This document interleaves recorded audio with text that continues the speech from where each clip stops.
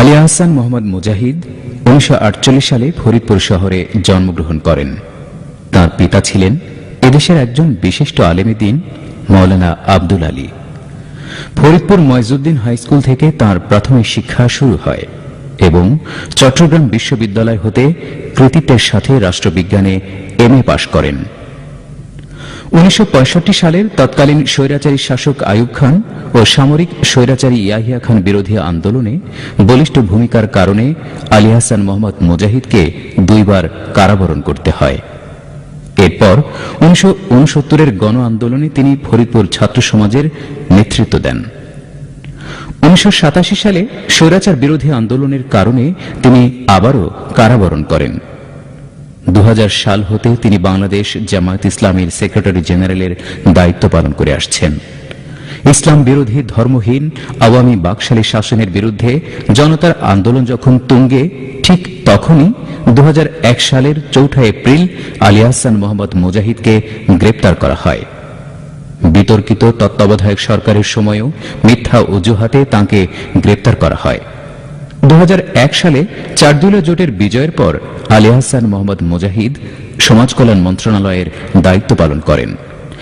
দেশ স্বাধীন হওয়ার পর থেকে যে মন্ত্রণালয়টি ছিল অবহেলিত, মানুষের দৃষ্টির বাহিরে, সেই মন্ত্রণালয়টি আলী আহসান মোহাম্মদ মুজাহিদের সততা, নিষ্ঠা ও দক্ষ পরিকল্পনায় অল্প সময়ে দেশ বিদেশের সুধীজনের দৃষ্টি আকর্ষণ করতে সক্ষম হয়।